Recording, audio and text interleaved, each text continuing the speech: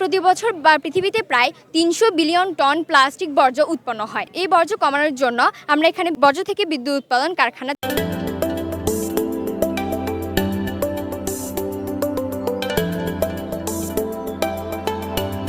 আমি এই মুহূর্তে আছি ৪৬তম জাতীয় বিজ্ঞান ও প্রযুক্তি সপ্তাহে। উপজেলা প্রশাসন রামগড়ের আয়োজনে মেলাটি খুবই জমে উঠেছে। উপজেলার বিভিন্ন শিক্ষা প্রতিষ্ঠানে অধ্যয়নরত শিক্ষার্থীরা তাদের উদ্ভাবনী চিন্তা থেকে বিভিন্ন ধরনের প্রজেক্ট বানিয়ে নিয়ে আসছে। তো এখন মূলত এক এক করে তাদের সেই প্রজেক্টগুলো দেখব। চলেন।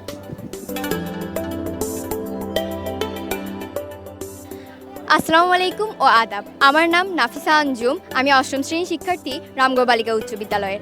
আমাদের এই প্রকল্পের নাম প্লাস্টিক ও বর্জ্য ব্যবস্থাপনা। আমাদের এই প্রকল্পের মূল লক্ষ্য হলো পরিবেশ দূষণের মূল কারণ চিহ্নিত করা, বর্জ্য ব্যবস্থাপনার সহজ ও সঠিক দিক তুলে ধরা, পুনর্ব্যবহারযোগ্য উপাদান ব্যবহার করা, মানুষকে সচেতন করা যেন তারা পরিবেশ বান্ধব জীবনধারার প্রতি আগ্রহী হয়ে ওঠে।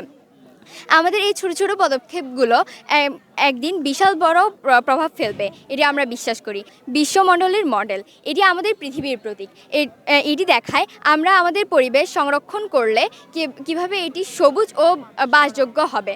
নদী ও গাছপালার মডেল, আমাদের প্রকৃতি যেমন নদী ও গাছপালার উপর নির্ভরশীল, তেমনি আমাদের প্রকৃতির যত্ন করা উচিত।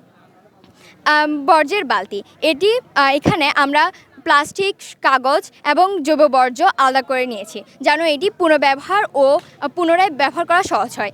প্রতি বছর পৃথিবীতে প্রায় ৩০০ বিলিয়ন টন প্লাস্টিক বর্জ্য উৎপন্ন হয়। এই বর্জ্য কমানোর জন্য আমরা এখানে বর্জ্য থেকে বিদ্যুৎ উৎপাদন কারখানা তৈরি করেছি।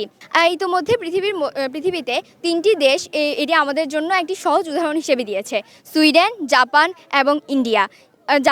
জাপান প্রতিটি বর্জ্য আলাদা আলাদা করে পুনর্ব্যবহারযোগ্য প্রক্রিয়া পদ্ধতি শুরু করেছে, যেটি আমাদের খুব প্রয়োজন। সুইডেন বর্জ্য থেকে বিদ্যুৎ উৎপাদন কারখানা তৈরি করেছে, যেটি আমাদের বাংলাদেশেও করা উচিত। ইন্ডিয়া এটি আমাদের প্লাস্টিক বর্জ্য অভিযান শুরু করেছে, যা আমাদের বাংলাদেশে অত্যন্ত জরুরি।